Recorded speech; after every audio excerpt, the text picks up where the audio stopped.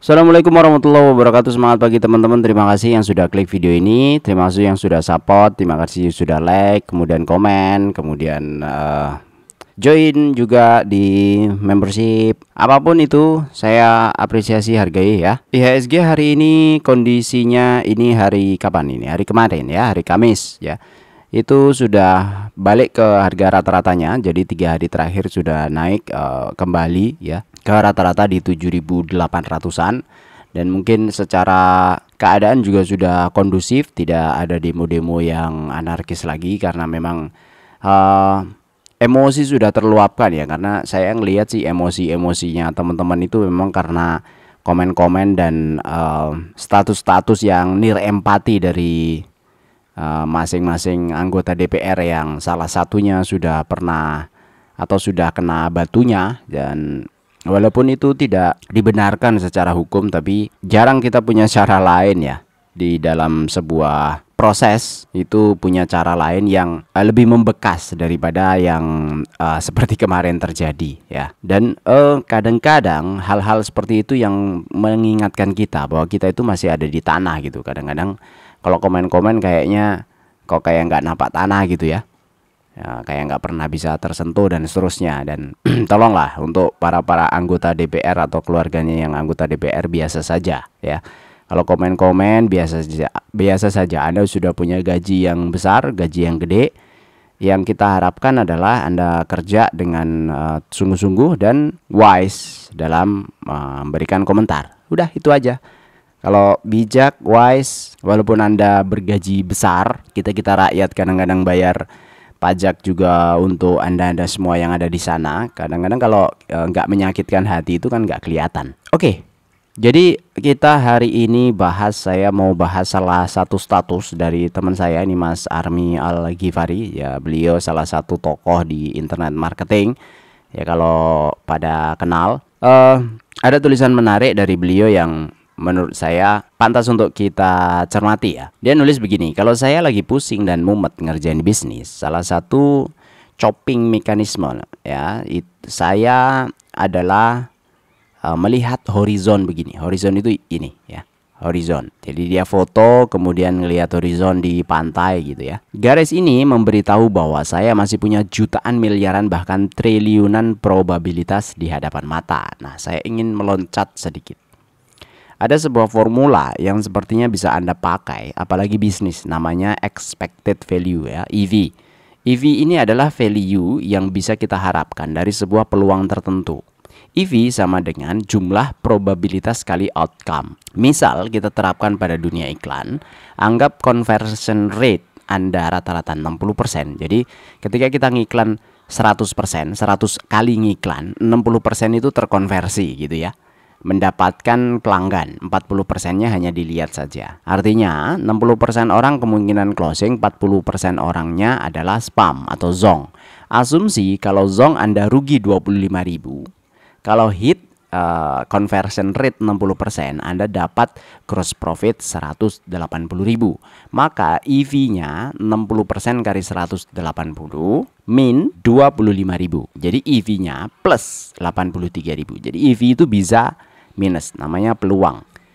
Kali ini konteksnya adalah digital ads. Anda bisa terapkan di hal lain dalam apapun di dunia ini. Kalau dalam dunia trading, tolong koreksi kalau saya salah, mungkin identik dengan risk and reward ratio. Nah, lantas apa hubungannya dengan horizon? EV ini bisa menjadi proxy untuk kita memisahkan akal dan emosi. Jadi cara atau alat yang kita gunakan untuk memisahkan akal dan emosi itu tadi adalah hitung-hitungan tadi ya, namanya EV. Ingin terus lanjut atau enggak dalam bisnis. Jadi kadang-kadang kalau kita di dalam bisnis itu kita emosi ya.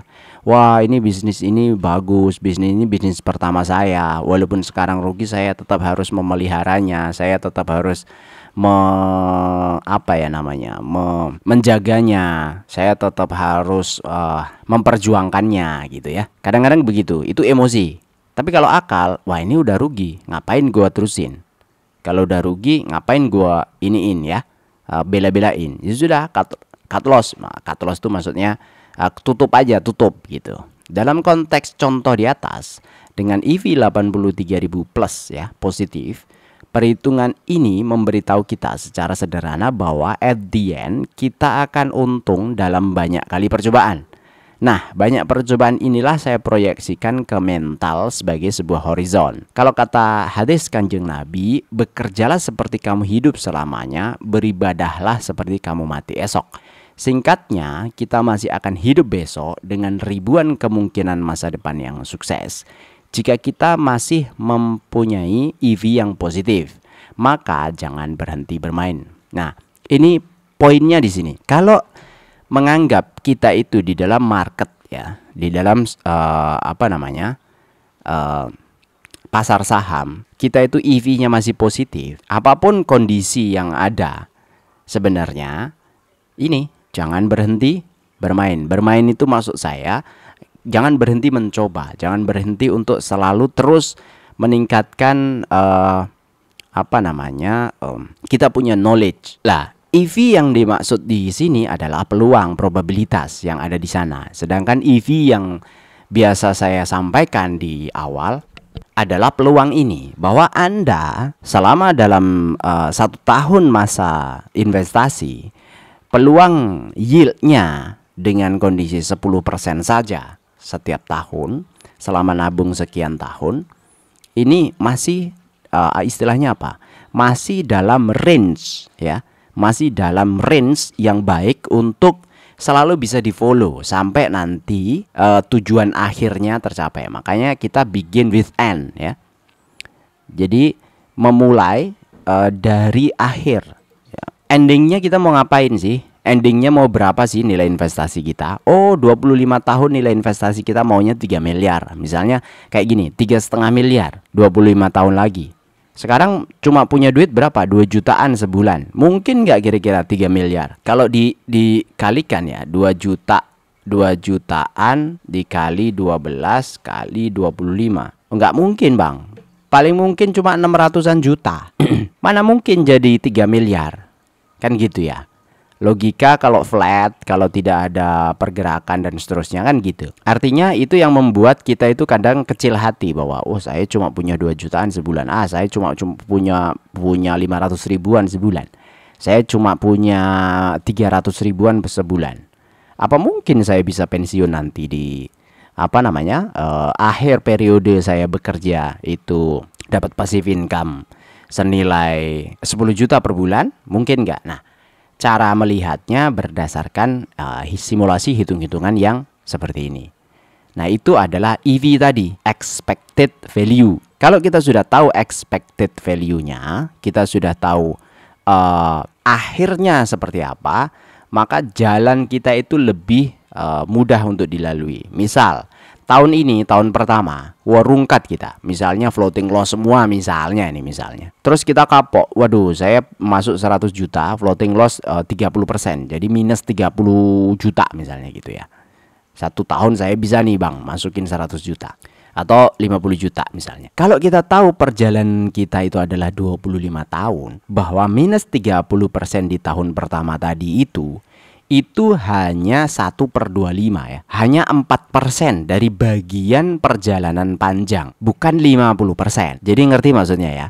Kalau tahun pertama minus, kemudian belum mencapai tahun kedua, belum mencapai tahun ketiga, tahun keempat, 5, 6, 7, 8, 9, 10 sampai 25. Belum mencapai tahun-tahun itu. Kemudian kita menyerah di dalam keminusan tadi itu. Belajar kita itu selesai di sana. Kapok karena ngelihat orang lain bilang saya saham selalu rugi kalau di saham bla bla bla bla, jangan main saham misalnya, jangan investasi saham misalnya gitu ya. Kalau kita paham bahwa itu adalah tahun pertama itu hanya 4% bagian dari 100% perjalanan kita, kemudian kita menyerah di angka 4% tadi, maka peluang Anda itu habis, hilang hanya di dalam belum mencicipi kue yang belum sampai 10%. Jadi baru cicipan pertama itu sudah habis. Padahal kopi itu kadang-kadang ya, kopi itu nikmatnya itu di setengah gelas terakhir. Kadang-kadang begitu, kadang-kadang gitu.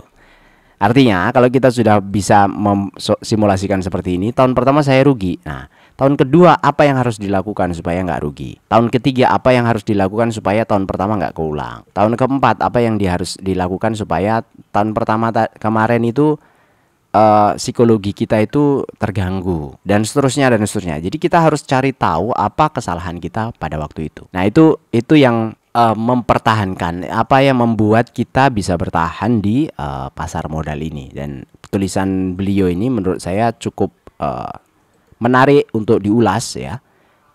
Karena setiap periode waktu kita itu butuh melihat dari kacamata yang lain, dan kacamata lain itu tentu menggunakan cara berdiri yang berbeda ya. Kalau kita mau merubah sudut pandang, tidak mungkin berdiri kita itu di tempat yang sama, pasti harus di tempat yang berbeda.